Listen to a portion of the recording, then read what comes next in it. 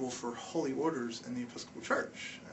When I first read this earlier this week, I was actually shocked to find this out. What can one do at age 24? How are they possibly ready to pursue a career like the priesthood at such an early age? What can you do when you're 24? You can't run for government office. You certainly can't find a vacation home for a reasonable price at such a young age.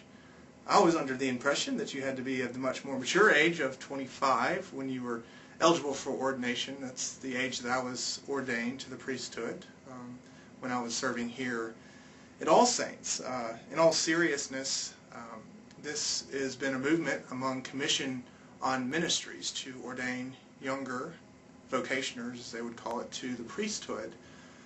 Commission on Ministries are also called COMs. They are appointed by the bishop. There are 6 laity and 6 clergy who serve on this commission, and they oversee the discernment process for aspirants and candidates and postulants and all those other funny words that you'll see in constitutions and canons of the Episcopal Church. COMs have not always sought after young vocationers.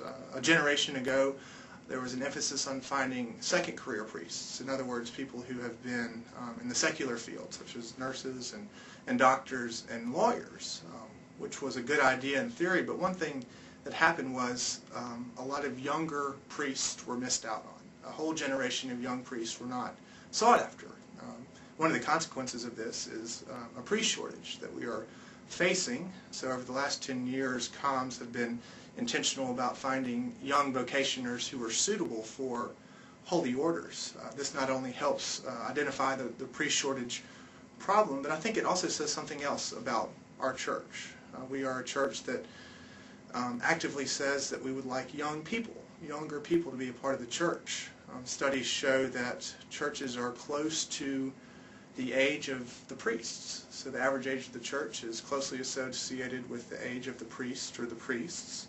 And so if we say we're serious about raising up young people in the church, then we need to be serious about raising up young leaders in the church. And I realize that I'm speaking to the choir, as All Saints Episcopal Church is one of the youngest churches, if not the youngest churches in the diocese. And we take seriously and we raise up the youngest of leaders in our diocese.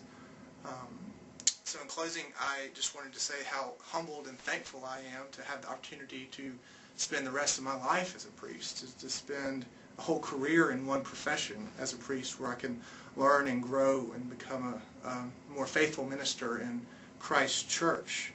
It is a privilege and joy to walk beside you in the many joys and horrors of this life as a minister of Christ's word and sacrament.